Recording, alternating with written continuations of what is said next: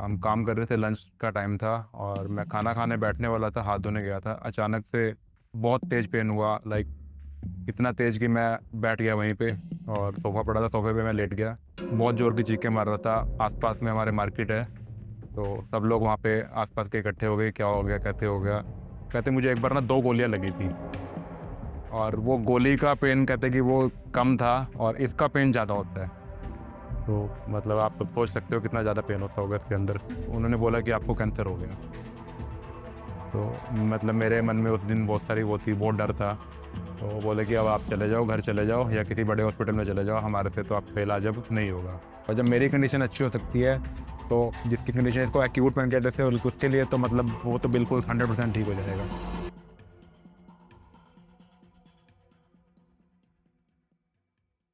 मेरा नाम रॉबिन है, मैं कुरुक्षेत्र से हूँ और मेरा रेडीमेड गारमेंट्स का काम है कुरुक्षेत्र में। मेंस और वुमेन्स में हम काम करते हैं। और पैनक्रेटिस की बात करें तो मुझे 17 अगस्त 2023 को फर्स्ट टाइम पेन हुआ था। मैं नॉर्मली अपना शोरूम पे था और बिल्कुल नॉर्मल था, उससे पहले कभी कुछ नहीं था, मुझे लगा भी नहीं था कि ऐसा कुछ होगा। हम काम कर रहे थे, लंच का टाइम था और मैं खाना खाने बैठने वाला था, हाथ धोने गया था। अचानक से बहुत तेज़ पेन हुआ, लाइक इतना तेज़ कि मैं बैठ गया वहीं पे और सोफ़ा पड़ा था, सोफ़े पे मैं लेट गया और बहुत ज़ोर की चीखें मार रहा था। आसपास में हमारे मार्केट है, तो सब लोग वहाँ पे आसपास के इकट्ठे हो गए, क्या हो गया, कैसे हो गया। कभी कोई दर्द नहीं, कभी कुछ भी नहीं, आता कुछ भी नहीं। मैं जिम जाता था, उस दिन में मैं जिम गया था। मैंने चेस्ट की एक्सरसाइज की थी और अच्छी मेरी मतलब 108 किलो मेरा वेट था तब जब मुझे पहली बार पेन हुआ। और डाइट भी अच्छी थी, सब कुछ बढ़िया था।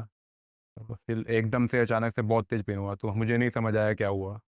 तो चाचा जी को बुलाया, तो वो मुझे एक्टिवा पे बिठा के ले गए। मार्केट में तो गाड़ी नहीं आती, एक्टिवा में बिठा के ले गए और फिर हम घर पे गए, गाड़ी उठाई तो जहाँ पे हम नॉर्मली जिस डॉक्टर के पास जाते हैं वहाँ पे जा रहे थे। तो मैंने उन्हें बताया कि पेन बहुत ज़्यादा है और मैं कॉन्टीन्यूसली चीख रहा था और पूरी बॉडी मेरे को पसीना पसीन हो गया था, मतलब बहुत ज़्यादा स्वेटिंग हो गई थी। तो हमें लगा हार्ट का कोई इशू हो गया है। तो वहाँ पे हमारे अपना हार्ट स्पेशलिस्ट है डॉक्टर जी, वहाँ पे हम गए। तो उन्होंने मेरी ईसीजी की इमरजेंसी में एडमिट करके और तो ईसीजी मेरी ठीक आई। उसके बाद उन्होंने मतलब मेरा अल्ट्रासाउंड कराने के लिए भेजा मुझे। तो अल्ट्रासाउंड में उन्होंने मुझे डायग्नोज कर लिया पेनक्रियाटिस है और पेन बिल्कुल भी सबसाइड नहीं हो रहा था, बढ़ता जा रहा था पेन। तो मैंने उन्हें लास्ट में ही बोला कि आप मुझे बेहोश कर दो, मेरे से अब सहन नहीं हो रहा। तो उन्होंने फिर पेन किलर दिया या कुछ दिया, तो उसके बाद मैं थोड़ी देर सो गया। पेन मैं मतलब आपको वर्ड्स में नहीं बता पाऊँगा, पर जब मैं चंडीगढ़ में एडमिट था तो मेरे साथ एक अंकल थे। उनकी एज कोई 55-60 के आसपास होएगी और वो आर्मी में है, इंडियन आर्मी में। और उनकी ड्यूटी काफ़ी टाइम बॉर्डर पे रही है। वो कहते मुझे एक बार ना 2 गोलियाँ लगी थी और वो गोली का पेन कहते कि वो कम था और इसका पेन ज़्यादा होता है। तो मतलब आप सोच सकते हो कितना ज़्यादा पेन होता होगा इसके अंदर। 17 अगस्त 2023 को फर्स्ट टाइम हुआ था मुझे ये पेन और मैं सेम डे एडमिट हो गया था। वहाँ पे फिर मैं 6 दिन एडमिट रहा उनके पास। तो 4 दिन तो मेरा खाना-पीना उन्होंने बिल्कुल बंद कर दिया, उसके बाद हल्का-सा लिक्विड देना स्टार्ट किया। तो उसके बाद मेरी उन्होंने एमआरआई करी और एमआरआई करने के लिए मुझे उन्होंने वो पानी पिलाते हैं इंक वाला, 1 डेढ़ लीटर पानी पिलाया। उसके बाद मुझे शाम को मोशन हुआ 5 दिन के बाद। वो मोशन हुआ बिल्कुल ब्लैक कलर का और नेक्स्ट डे ऐसे ही ब्लैक कलर का मोशन मुझे रिपीट हुआ, तो उन्होंने बोला कि आपको कैंसर हो गया। तो मतलब मेरे मन में उस दिन बहुत सारी वो थी, बहुत डर था। तो वो बोले कि अब आप चले जाओ, घर चले जाओ या किसी बड़े हॉस्पिटल में चले जाओ, हमारे से तो आपका इलाज अब नहीं होगा। तो फिर वहाँ से हम चंडीगढ़ गए। परिवार में जो मेरे फादर वहाँ पे थे, उनके सामने उन्होंने बात की थी, तो मेरे फादर तो बहुत हिम्मत वाले हैं। उन्होंने मेरे को भी बोला कि चलो अब जो है ठीक है, मतलब हमने तो मान लिया ना एक तरह से। मेरे अंदर मन में था कि अब ये क्या हो गया, क्योंकि मेरी 32 ईयर्स की एज है अभी। तब मैं जब हुआ था तब तो मैं 30 ईयर्स का था, अभी 1.5 साल से मैं ये निकल रहा हूँ, अभी 32 का हो गया। तो उस एज में लगता है और मेरा काम शाम बहुत बढ़िया है, हम लोग अच्छा लाइफस्टाइल है, अच्छा बढ़िया था, तो कभी सोच भी नहीं सकते थे कि ऐसा हो गया। और तब उन्होंने बोली तो फिर वो अचानक से सब कुछ लगता है ख़त्म हो गया ऐसे। उसके बाद फिर वहाँ चंडीगढ़ गए, उन्होंने एडमिट किया, उनको हमने बताई ऐसे-ऐसे बात। उन्होंने वहाँ चेकअप किया, तो उन्होंने बोला कि आपको कैंसर नहीं है, आपको जो है एक्यूट पैनक्रियाटिस है। पैनक्रियाटिस तो उन्होंने मुझे वहीं पे डायग्नोज़ कर लिया था। तो चंडीगढ़ में गए, चंडीगढ़ में उन्होंने दोबारा से सीटी स्कैन, एमआरआई, अल्ट्रासाउंड वो सब कुछ किया। तो उस टाइम बस यही था कि अब कैंसर हो गया, तो वहाँ पे उन्होंने मुझे जाके ऑक्सीजन भी लगा दिया और इमरजेंसी की जो कंडीशन होती है ना वहाँ पे ऐसा लगता है कीड़े-मकोड़े पड़े हैं, इतने सारे लोग होते हैं वहाँ पे। और वहाँ पे वो आपको देखने आएँगे, कभी आएँगे, नहीं आएँगे, तो वो आप इमेजिन नहीं कर सकते वहाँ की कंडीशन। जो कभी गया होगा तो उसको पता होगा। लाइक एक बड़ा-सा रूम होता है और उसके अंदर कम से कम 200 पेशेंट, ऐसे-ऐसे 4 हॉल है उनके पास और 1000-1200 पेशेंट ऐसे ही पड़े होते हैं और कुछ लोग बाहर भी पड़े हैं जिनका नंबर ही नहीं आ रहा। किसी को डॉक्टर देख रहा है, किसी को नहीं देख रहा है, तो वो इस तरह से कंडीशन होती है वहाँ पे। तो हमने कुछ अप्रोच लगवाई, कुछ करा, तो फिर वहाँ पे हमारा डॉक्टर ने देखा, तो उन्होंने मतलब उसी दिन मुझे शाम को बता दिया था कि आपको कैंसर नहीं है। वो एनएस में कुछ डाल के अपना चेक करते हैं, तो उन्होंने वहाँ पे मेरे को बताया था कि आपको कैंसर नहीं है और पैनक्रियाटिस है और इसका हम ट्रीटमेंट आपका शुरू करेंगे। और उन्होंने बोला था कि पैनक्रियास के आसपास ना कोलेक्शन आपके इकट्ठी हो गई है और ये इस हालत में है कि अभी ये निकाल नहीं सकते हम। और इस वजह से मुझे फ़ीवर हो रहा था, लगातार 6 दिन से कॉन्टिन्यूअसली फ़ीवर था। 6 दिन मैं कुरुक्षेत्र में था। 24 सितम्बर अगस्त को मैं वहाँ पे एडमिट हो गया था इमरजेंसी में। उसके बाद मैं 18 सितंबर तक वहाँ पे रहा। लगभग 24-25 दिन मैं वहाँ पे रहा और उस दौरान खाना-पीना मेरा बिल्कुल बंद था। मेरे को उन्होंने तो बोला कि आप खा लो, पर मुझे डर लगता था कि दोबारा से दर्द ना हो जाए और हल्का-हल्का दर्द मेरे पास अंदर भी था। और सेकंड अटैक जब मुझे हुआ 30 अगस्त को हुआ मुझे। 30 अगस्त को रक्षाबंधन था, मेरे घर से सिस्टर आई थी वहाँ चंडीगढ़ में मुझे राखी बाँधने के लिए। तो वैसे तो कैनुला लगा हुआ था, कैनुला उन्होंने हटा दिया, तो मैं थोड़ा-सा वॉक करके बाहर गया और उन्होंने राखी बाँधी। राखी बाँध के मैं वापस आ रहा था अपने बेड पे और रास्ते में मुझे दोबारा से पेन होगा और फिर वो वैसे ही उतना ही इंटेंस पेन, उतना ही सब कुछ। उसके बाद फिर वही वो ट्रामाडोल और वो सब कुछ शुरू किया। तो उसके बाद थोड़ा-सा मुझे और डर लग गया। खाना जो थोड़ा बहुत मैं दाल लिक्विड लेता था या दाल खाता था, वो भी मेरी बंद हो गई। डॉक्टर ने बोला कि खाना खाओ, पर नहीं खाया जाता था, मन नहीं करता था या खाया नहीं जाता था। उसके बाद उन्होंने मुझे फूड पाइप लगाया एंडोस्कोपी के थ्रू। तो ये बात है लगभग 3 सितंबर के आसपास की बात है 2023 में। उन्होंने मुझे फूड पाइप लगा दिया अंदर। तो फिर उसके थ्रू वो लिक्विड डाइट मुझे दे रहे थे। तो 18 सितंबर को उन्होंने मेरा फूड पाइप निकाल दिया। थोड़ा-सा उन्होंने खाना खिलाया, मुझे ठीक महसूस हो रहा था। उसके बाद उन्होंने मुझे डिस्चार्ज कर दिया वहाँ से कि अब आप घर जाओ और आप ठीक हो, वॉक करो, नॉर्मल आप काम करो और आप करो। तो पर मुझे अंदर से नहीं लगता था कि मैं ठीक हूँ। ठीक है, अब तो पापा ने मुझे धक्के से उठा के वॉक कराई। अच्छा, एक डॉक्टर जी है, उनसे हमने कंसल्ट किया। उन्होंने मुझे हल्दी वाला पानी पिला दिया, 1 दिन में 6 लीटर पानी पीना है, अजवाइन वाला, हल्दी वाला। योगा करा दिया मुझे और योगा कराने से मुझे थोड़ा-सा पेट में हैवीनेस होने लग गई। जिस दिन योगा किया उस दिन शाम को मुझे दोबारा से पेन हुआ, दोबारा से अटैक हुआ। उसके बाद वो शाम को हमने पेन किलर लिया, गोली खाई घर पे, तो वो ठीक हो गया। उसके बाद धीरे-धीरे ना मेरा पेट थोड़ा हैवी होने लग गया और लगभग 12-13 दिन के बाद पेट काफ़ी हैवी हो गया मेरा। तो मुझे लगा फूल गया है ऐसे। तो फिर हमने अल्ट्रासाउंड कराया तो उन्होंने बोला कि आपको एसाइटिस हो गया, मतलब पेट में पानी भर गया है। दोबारा से हम डॉक्टर के पास दिखाने के लिए ऐसे कैसे हो गया। अच्छा, इस दौरान मुझे पड़ाव के बारे में भी पता लग गया था, पर वो मन में बात थी, ट्रस्ट नहीं होता या कैसे है, तो हम नहीं आए यहाँ पे। मैम से मेरी करुणा मैम से बात हुई 1-2 बार, पर हम नहीं आए। अच्छा, फिर जब एसाइटिस हो गया तो फिर दोबारा गए वहाँ पे, तो मैंने दोबारा इनको फ़ोन किया कि अब मुझे ऐसे-ऐसे कंडीशन है। पड़ाव के बारे में मुझे यूट्यूब से पता चला था, पर यूट्यूब से पढ़ने के बाद मुझे 2-3 लोगों से और मैं मिला। एक अहमदाबाद में कुलदीप जी है, उनका ट्रीटमेंट यहाँ से हुआ आज से लगभग 3-4 साल पहले। वो अभी बिल्कुल ठीक है। और एक राजस्थान में एक लड़का रहता है, 22 साल का लड़का है वो, उसका नाम मोहित है। तो उनसे भी मुझे पता लगा, वो भी अभी ठीक है। तो फिर 2 जगह से यहाँ पता लगा, तो तब थोड़ा-सा मुझे ट्रस्ट भी हुआ कि ये जानने वाले हैं और इनका ऐसे ठीक है ये अभी। रीज़न ऐसा कोई पर्टिकुलर नहीं था, पर अभी जैसे मार्केट में बहुत सारी चीज़ें चल रही है, अब हर लोग आयुर्वेदिक में है और इस तरह की चीज़ें, तो थोड़ा-सा मन में रहता है कि पता नहीं कैसे होगा, क्या होगा। तो आज मैं कहता हूँ कि मतलब आज मेरे से कोई फ़ोन करके पूछता है, मेरी वीडियो और भी डली हुई है यहाँ पे, तो मेरे से कोई फ़ोन करके पूछता है, मैं ये बोलता आप देर मत करो, आप आज ही चले जाओ। ऐसा नहीं है कि यहाँ पे कोई आपके पैसे ख़राब हो जाएँगे या आपसे पैसे ले लिए जाएँगे। अगर इनसे ट्रीटमेंट होगा, इनको लगेगा तो ही आपका ट्रीटमेंट करेगा, अदरवाइज़ ये आपको देखेंगे भी नहीं, अगर आपकी कंडीशन ज़्यादा ख़राब होगी तो। आयुर्वेदा का इलाज ऐसे हुआ था, मेरे जो ग्रेट ग्रैंडफ़ादर थे वो अपना वैद्य जी थे। तो मेरी मतलब फैमिली में इस तरह से हिस्ट्री रही है आयुर्वेदिक की, तो हमें ऐसा नहीं था कि आयुर्वेदा के ऊपर डाउट था। पर ये था कि ऐसे ट्रीटमेंट होगा भी या नहीं होगा, क्योंकि एलोपैथी में कोई ट्रीटमेंट नहीं है, तो मन में लगता था कि आयुर्वेदिक में कैसे हो जाएगा। मन में ये बात आती थी, आयुर्वेदा पे डाउट नहीं था। डाउट ये था कि जैसे वो हॉस्पिटल में बोलते थे, अब जब मेरे को एसाइटिस हो गया उसके बाद उन्होंने मेरे एंजाइम स्टार्ट कर दिए और मुझे तब बोला कि उन्होंने आपको अब क्रोनिक पैनक्रियाटाइटिस हो गया और साथ में नेक्रोसिस हो गया है।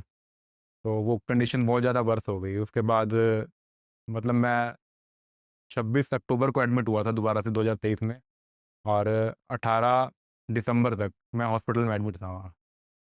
अक्टूबर मेरा गया, नवंबर गया, दिसंबर भी आधा चला गया मेरा, तो मैं 2 ढाई महीने एडमिट था। उसमें भी लगभग 40 से 45 दिन मेरे आईसीयू के अंदर थे। इतनी ज़्यादा कंडीशन वर्स थी, और कंडीशन ऐसी थी कि मैं खुद से उठ के टॉयलेट भी नहीं जा पाता था, मुझे पापा लेके जाते थे टॉयलेट में। मेरे यहाँ पे निशान है, 2 पाइप लगे हुए थे, एक तो वो जो साइटिस का पानी निकालने के लिए था, और दूसरा जो मेरे अंदर कोलेक्शन इकट्ठी हो गई थी पेनक्रियाज के आसपास, वो पाइप लगे हुए थे। 2 पाइप यहाँ थे, एक वो यूरिन के लिए पाइप लगा हुआ था, क्योंकि उठ के बाथरूम जाने की भी हिम्मत नहीं होती थी। और खाने की तो बात ही छोड़ दो, मतलब जब मैं 26 को एडमिट हुआ था, तो उन्होंने मेरे को बोला कि आपको एसाइटिस हो गया। और एसाइटिस क्यों हुआ है? क्योंकि आपके पेनक्रियाज, एक तो 95% आपका पेनक्रियाज ख़त्म हो गया है, और जो थोड़ा सा भी बचा है उसके अंदर एक होल है, और वो होल के थ्रू पानी आपके पेट में भर जाता है। उसको रोकने के लिए हमें एक स्टंट डालना पड़ेगा, सीबीडी स्टंट वो बोलते हैं उसको। वो स्टंट उन्होंने डाला, तो वो सही नहीं डला या क्या हुआ भगवान जाने, उसकी वजह से मुझे पीलिया हो गया नेक्स्ट डे ही।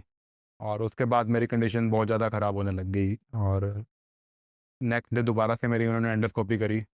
वो स्टंट उन्होंने चेंज किया, पर वो ठीक नहीं हुआ, तो ऐसे 4 से 5 बार कॉन्टीन्यूसली मेरी एंडोस्कोपी करी उन्होंने। तो एक बार जाके वो थोड़ा सा स्टंट ठीक हुआ। उसके बाद भी खाना पीना तो मेरा उन दिनों में बिल्कुल बंद हो गया, और वो जो थोड़ा बहुत अपना ग्लूकोज से जाता था वो था। उसके बाद उन्होंने मेरे को यहाँ पे सेंटर लाइन लगा दी, और वो कंडीशन बहुत ख़राब थी। सेंटर लाइन लगा दिया, मुझे आईसीयू में एडमिट कर दिया कि अब तो बहुत ज़्यादा कंडीशन ख़राब है, इस तरह से करके। और सेंटर लाइन लगाई, टिश्यू मिलेगा। तो जब मैं आईसीयू में था, आईसीयू से निकलने के बाद मतलब 40 से 45 दिन मैं कॉन्टीन्यूसली आईसीयू में रहा, चंडीगढ़ पीजीआई में गैस्ट्राइटिस वार्ड में। और सेंटर लाइन लगी हुई थी। फिर एक बार मुझे उन्होंने बोला कि अब आपको कंडीशन बहुत ज़्यादा ख़राब है, या तो आपका पेनक्रियाज रिमूव करना पड़ेगा, क्योंकि कलेक्शन निकलने के लिए आपकी जगह नहीं है।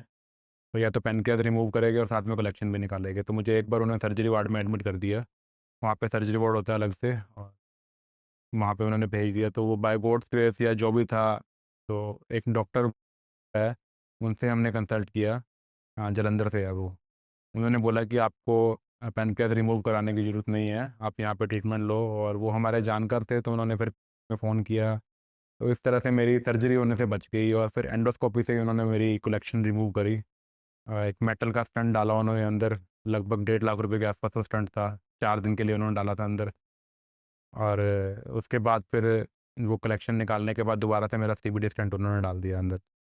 उसके बाद मैं घर आ गया था, और मुझे एंजाइम्स दिए हुए थे उन्होंने। एंजाइम्स खाने हैं तो खाना डाइजेस्ट हो जाएगा, और नहीं खाओगे तो नहीं होगा। पर एंजाइम्स खाने के बाद भी खाना डाइजेस्ट नहीं होता था, और कंडीशन ऐसे हो गई थी। 108 किलो का था जब मैं था, मैं आपको फ़ोटोज़ दिखाऊंगा। और जब 18 दिसंबर को मैं डिस्चार्ज होकर लास्ट वहाँ से घर आया था, तो मेरा वेट 64.66 kg था। खुद ही मैंने घर आके वेट चेक किया। उठ के बाथरूम नहीं जाया जाता था, पापा लेके जाते थे। इस तरह से मेरी कंडीशन हो गई थी, और एंजाइम से भी खाना डाइजेस्ट नहीं होता था। प्रोटीन पाउडर दे दिया तो वो भी पिया तो उल्टी आ गई, पानी पिया तो भी उल्टी आ गई, और वेट कॉन्टीन्यूसली कम हो रहा था। तो बड़ा फिर मैं मैम से टच में तो था, उन्होंने ही बोला था कि आप अपना वहाँ से ट्रीटमेंट करा के फिर हमारे पास आ जाओ।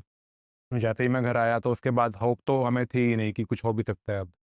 तो ये लास्ट होप थी कि अगर यहाँ पे हुआ तो कुछ हो जाएगा, और नहीं तो फिर जब तक एंजाइम चल रहे हैं, जब तक चल रहा है तो चलता रहेगा। और फिर नहीं तो डॉक्टर ने तो बोल ही दिया था कि पेनक्रियाज आपका है ही नहीं, अब ख़त्म हो गया है।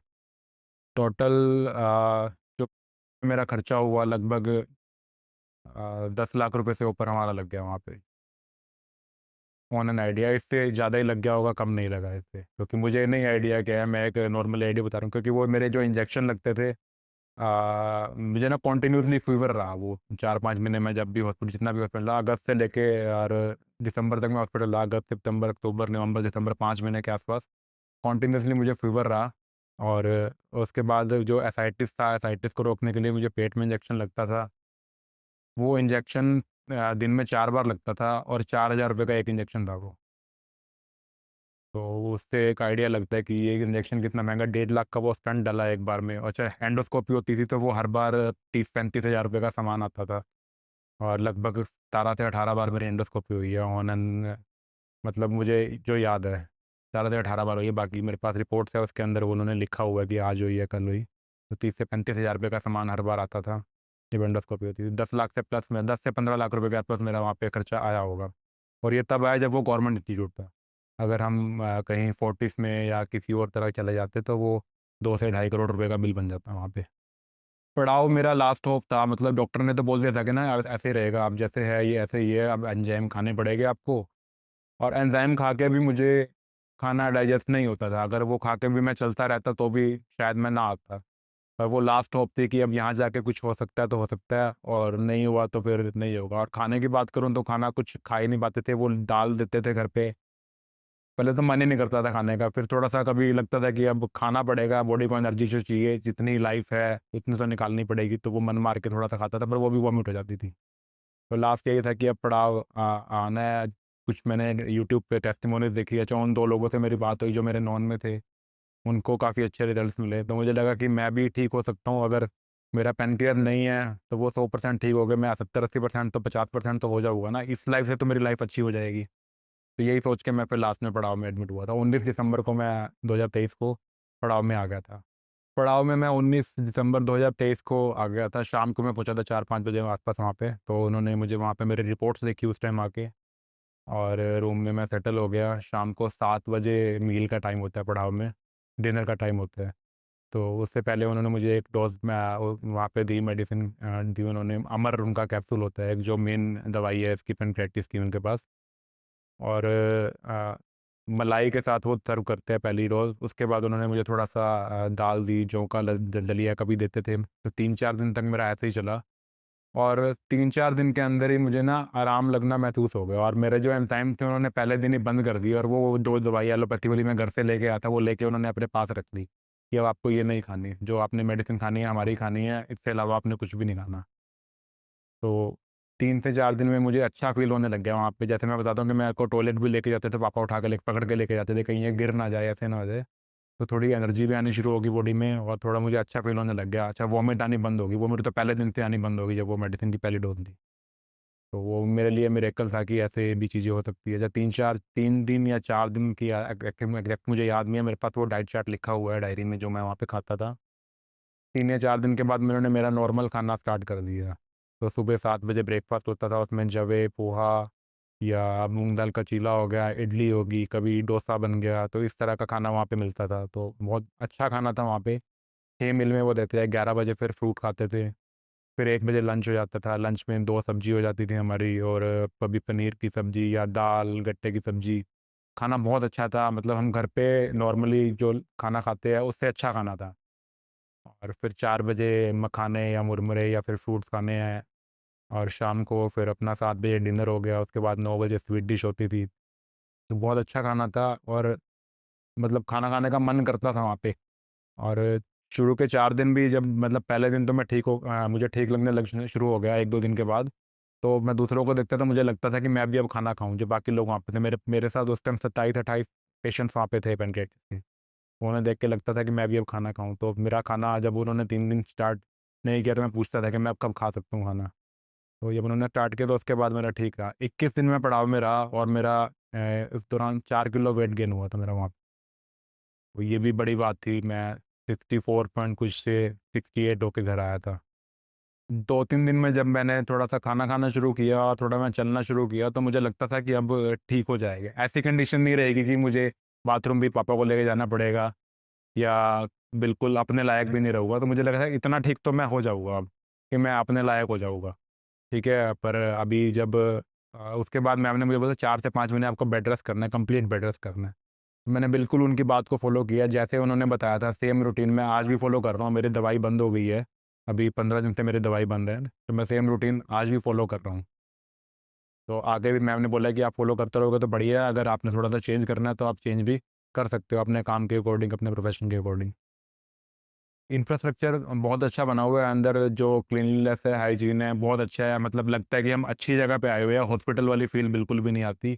ऐसा लगता है किसी होलिस्टिक सेंटर पे आए हुए हैं, या मतलब बहुत अच्छा बना है जो उनका। जो वहाँ पे जनरल रूम्स है, जैसे एक नौ 2 तरह के रूम्स हैं, मैंने जो लिया था मैंने जनरल वार्ड लिया था वहाँ पे। तो जनरल वार्ड में भी ऐसा नहीं है कि सफाई नहीं है या कुछ नहीं है, तो वो भी बहुत अच्छे है। उनके अंदर भी एसीज लगे हुए हैं, हीटर्स आपको लगे हुए मिलते हैं। अगर आप सर्दी में जा रहे हो, मैं सर्दी के टाइम पे गया था तो हीटर प्रॉपर काम जो करते थे, वहाँ गर्म पानी आपको मिलता है। जनरल वार्ड में और प्राइवेट वार्ड में एक यही फ़र्क होता है कि आपको वो कमरा लग जाता है, एक आपको इधर 2 बंदे आपके साथ शेयरिंग में होते हैं।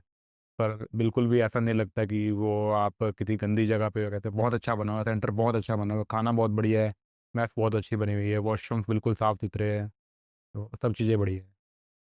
में जो इमरजेंसी वार्ड है उसके अंदर मैं अभी भी कहूँगा कि 2-250 मैं ऑन एन एवरेज बता रहा हूँ, हो सकता है इससे ज़्यादा हो, क्योंकि मेरी कंडीशन नहीं थी कि मैं वहाँ पे एक-एक पेशेंट को काउंट कर सकूँ। स्ट्रेचर पड़ा है, स्ट्रेचर के ऊपर ही पड़े हो, मैं 18 दिन स्ट्रेचर के ऊपर रहा वहाँ पे, और मुझे पता है मेरी कमर की क्या हालत थी और कैसे मेरे साथ क्या हुआ। उसके बाद हमने अप्रोच लगाई तो मुझे प्राइवेट रूम मिल गया था। उसके बाद जब मैं सेकंड टाइम एडमिट हुआ तो मैं वहाँ पे जनरल वार्ड में भी एडमिट हुआ। जनरल वार्ड में 20 से 22 लोग एक वार्ड में होते हैं, और वो कैसा-सा बेड होता है उनका और क्या होता है वो, मतलब जो आप एम्स में गए हो या कहीं पे गए हो तो आप इमेजिन कर सकते हो कि वहाँ पे किस तरह की चीज़ें होती होगी। यहाँ पे ऐसा नहीं था, अच्छे बेड्स है, अच्छा पूरी फैसिलिटीज़ अच्छी है, रूम्स बहुत अच्छे बने हुए हैं, बाहर आपके साथ जो अटेंडेंट है उनके लिए बहुत अच्छा अरेंजमेंट होता है। पापा नीचे वो मैट बिछा के रात को मैट दे देते थे, वो मैट बिछा के नीचे सोना पड़ता था फ्लोर पे। तो ऐसा नहीं है, आपके साथ जो अटेंडेंट गए हैं उनको भी पड़ाव में अच्छा बेड मिलेगा, अच्छा रहने का मिलेगा। स्टाफ तो बहुत हेल्पफुल रहा, और मेरे पास तो मैम का नंबर था, मतलब मुझे रात को 10-11 बजे भी कोई दिक्कत होती थी, मुझे 2 से 3 बार ना उसके बाद आने के बाद वो गैस बन जाती है, वो वाला पेन हुआ, कोई अटैक नहीं हुआ जब मैं पैनक्रेयाटिस का मेडिसिन लेने के बाद कोई भी अटैक नहीं हुआ मुझे। गैस जैसे बन जाती है नॉर्मली, वो किसी को भी बन जाती है, तो हमें थोड़ा-सा कॉन्शियस रहते हैं हम लोग को, क्योंकि वो उस दर्द से निकले हुए हैं तो डर लग जाता है एकदम क्या हो गया? तो वो मैम से पूछता था, तो कभी मैंने 11 बजे भी मैसेज किया तो बहुत ही क्विक मैम का रिप्लाई आ जाता था। तो मेरे लिए तो बहुत हेल्पफुल था, सब कुछ बढ़िया रहा। अब मेरे पास ना काफ़ी सारे कॉल्स अभी आते भी हैं इससे रिलेटेड, तो मैं उनको भी यही बोलता हूँ कि आप देर मत करो, आप मतलब जितना टाइम लगाओगे उतनी आपकी कंडीशन ख़राब होती जाएगी। तो आप पड़ाव में जाओ, अभी आज से ही आप ट्रीटमेंट शुरू कर दो, और मतलब ऐसा नहीं है कि आपके पैसे ख़राब हो गए या आपको पैसों का लालच है। मैं कहता हूँ आपका पैसों का करोगे क्या अगर आप ठीक नहीं हो तो, और आप काम का क्या करोगे? मेरे पास एक कॉल आया था, अभी कल भी बात हुई थी, यहाँ दिल्ली में ही रहते हैं वो लोग। तो उनका क्या था, वो बैंक में जॉब करते हैं, बोलते हैं कि मेरे को ना 15 दिन की 20 दिन की छुट्टी नहीं मिलेगी एकदम से। और मैं कहा आप जाते कितने दिन हो महीने में? कहते जी मैं 10-12 दिन ही जा पाता हूँ। मैं कहा तुम्हें छुट्टी तो वैसे ही होती है ना, आप एक बार ही जाके 20-25 दिन वहाँ लगा आओ, उसके बाद अपना काम करते रहो। अगर आप ठीक ही नहीं होगे तो क्या ऐसा काम का करोगे, क्या बच्चों का करोगे और क्या पैसों का करोगे? आपकी हेल्थ है तभी सब कुछ है ना, अगर हेल्थ नहीं है तो कुछ भी नहीं है। तो मैं तो यही कहना चाहूँगा, इसमें जाना है ट्रस्ट करके जाओ, और आँखें बंद करके ट्रस्ट करके जाओ। जब मेरी कंडीशन अच्छी हो सकती है, तो जिसकी कंडीशन इसको एक्यूट पैंक्रियाटिस है उसके लिए तो मतलब वो तो बिल्कुल 100% ठीक हो जाएगा। मतलब मेरी मैं कंडीशन दिखाऊँ, मैं आपको बता रहा हूँ, यहाँ पे पाइप था, यहाँ पे पाइप था, बाथरूम का पाइप लगा हुआ था, यहाँ पे सेंटर लाइन लगी हुई थी, वो खाना भी वाइट वाली डाइट होती थी, जो वो रेडीमेड डाइट आती है जो हॉस्पिटल्स में, वो वाली, उससे मेरे मेरे को ज़िंदा रखा हुआ था उन्होंने। तो मैं ठीक हो सकता हूँ, तो जिनको छोटी-मोटा कोई 1-2 अटैक कभी आया है, तो वो तो लोग बहुत जल्दी ठीक हो सकते हैं। और जैसा रूटीन बताते हैं वैसा ही फॉलो करो, आप जल्दी ठीक हो जाओगे। डॉक्टर उषा दत्ता वहाँ पे एचओडी है, जो पीजीआई में देखते थे, मुझे देखते थे। उनको मैंने रिपोर्ट दिखाई है तो वो हैरान थे मेरी रिपोर्ट देख के, तो ये कैसे कैसे हो गया ये, मतलब ये तो कुछ भगवान ने ही कुछ किया। मैंने उनको नहीं बताया आज तक भी मैं आयुर्वेदिक ले रहा हूँ या कैसे ले रहा हूँ। तो आपको ट्रस्ट तो करना पड़ेगा। एलोपैथी में कोई भी ट्रीटमेंट नहीं है, आप जाते रहो, आप ड्रिप लगवाते रहो, आपका खाना बंद हो जाएगा, फिर आपका खाना शुरू हो जाएगा। अच्छा, एक्यूट वाले को अगर टाइम से नहीं ठीक हुआ तो फिर उसको क्रॉनिक हो जाएगा। तो आपकी कंडीशन ख़राब होती जाएगी, तो ट्रस्ट तो आपको करना पड़ेगा। आप मेरे ऊपर करो या आयुर्वेद के ऊपर करो या ट्रीटमेंट के ऊपर करो। अभी तो पेटेंट भी है ना इनके पास। ये जो अमरिन का कैप्सूल है जो उनकी मेन मेडिसिन है, अभी तो पेटेंट भी है, तो ये ऐसे थोड़ी ना पेटेंट मिल जाते हैं। ट्रस्ट तो आपको करना पड़ेगा अगर आपको ठीक होना है तो। फेथ तो भगवान पे भी रखना पड़ता है, ये तो एक ट्रीटमेंट आपका आपके लिए अच्छा है।